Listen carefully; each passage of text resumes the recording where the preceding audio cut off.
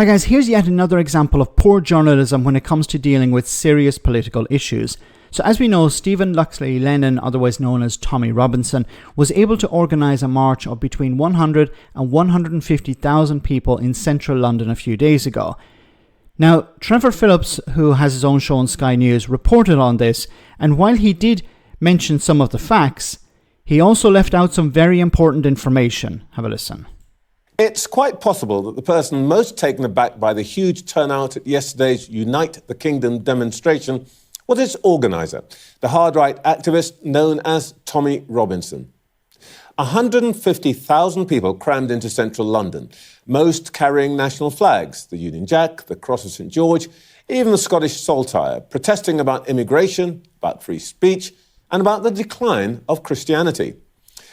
There was some fearsome rhetoric, including from Elon Musk, who called for the overthrow of the British government. At the margins, there was some hooliganism. But I think that for those who oppose Robinson and his ilk, the most alarming aspect of the event was just how normal the vast majority of the marchers were. I spent an hour or two amongst them, and my own impression was that they were mostly the sort of people you'd meet in a country pub or in half-time queue for the loo at football or at a concert. There was a sprinkling of black and brown faces, and the event was brought to a close by a gospel group singing Jerusalem. All that must worry the traditional mass parties, Labour and Conservatives, now polling at less than 40% between them. They're draining support to parties like Reform and the Greens. And yet, a man recently out of jail, condemned as an extremist thug by most mainstream media outlets, can rally a demo the size of the entire population of Cambridge or Blackpool. A feat you couldn't imagine either Sir Keir Starmer or Kemi Badenoch pulling off anytime soon. Perhaps the people are sending us all a message. Let's see if anyone at Westminster's listening. Okay, so what he said here is true. Is about 150,000 people. A lot of the people who were attending were ordinary members of the public, it seems, and there was some fiery rhetoric. Now, of course, he left out the point that some of the organizations that were involved in this march, in this manifestation, would be calling for Trevor Philips to be deported. There were very hard right groups involved, some who wanted this concept of re-migration to take place, where people who have been in the country legally are re-migrated, people who've had children born in Britain would be re-migrated. So these are very extreme far-right groups. There are groups who want Islam banned, who want Christianity enforced in Britain, far-right religious organizations.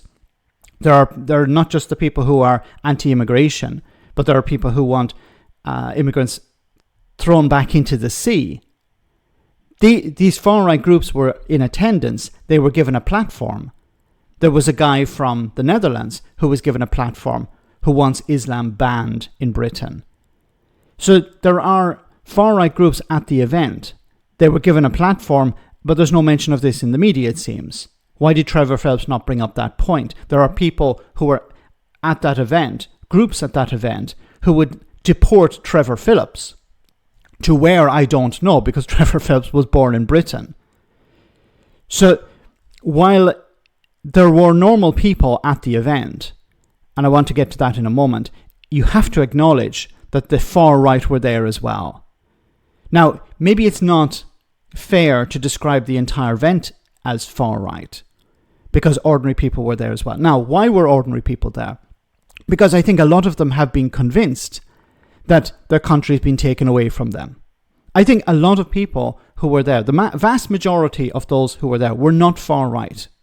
They were ordinary people who had been convinced by the likes of Tommy Robinson, Nigel Farage, the Conservatives, that their country was being taken away from them, that their culture was taken away, that migrants were being forced upon them, that hotels were being shut down and then reopened to house asylum seekers at the expense of British people, that there was a queue, that there is a queue, and that asylum seekers are at the front of the queue and British people are at the end of the queue. People are angry. And I mentioned in a video about how if you look at polling, disabled people, social renters, private renters, people on earning less than £30,000 a year are voting now for reform when they voted for the Labour Party last year. These people are angry. They're directing their anger at the government, and they're voting for the likes of Reform UK. These people are not generally far right, but they are angry with the system, they're angry with the government, and they feel left behind. And if they feel abandoned, they're going to come out and march. Doesn't mean that they're far right, doesn't mean that they support far right ideology, but they feel that they have been abandoned by the government and politics. And they feel, and they've been convinced by media outlets, by politicians, that whatever they have is been taken away from them. And somebody else who has not contributed to society or not paid their taxes or whatever, these people are being prioritized above them. So there's a massive amount of resentment and fear. And of course, people like Tommy Robinson can tap into that and say, I am the solution.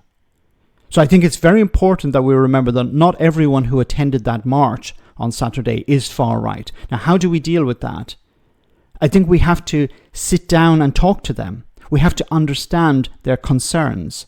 Why were you out marching? Well, because I feel, I'm on the housing waiting list, and I hear that migrants are being prioritized. Well, we need to sit down and explain that that's not the situation to them.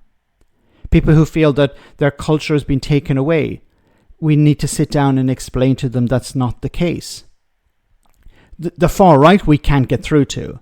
They are beyond the pale. But not everyone is far right. People have been convinced of lies. People have been convinced of misinformation, through misinformation, that power has been taken away from them, that they are being abandoned, that somebody else is being prioritized. We need to sit down and speak to them. And they could be family members, they could be co-workers, it doesn't matter. We need to sit down and speak to these people and convince them that people like Nigel Farage, Tommy Robinson are not the answer. They're tapping into your anger. And you have, in many cases, legitimate anger. There is a housing crisis. You should have a home. There's a jobs crisis. You should be able to get a job, a decent job that pays wages that help you survive, that help you pay your bills, to cover your rent, cover all of these things. You should be able to buy a house if you're a young person. These things should not be beyond you. And your anger should not be directed at people who have no control over the situation. It should be directed at people who do. You should be angry with the government for not providing you with housing, not providing you with a decent wage, not providing you with the means to live. Because if you're angry with the immigrants, nothing is going to change. That needs to be the message, I think, when we speak to people who attended marches like this. The Tommy Robinsons, the far right, we can't get through to those individuals. But for ordinary people who did attend, perhaps we can. Let me know in the comment section, guys, what you think, and I'll see you in the next video.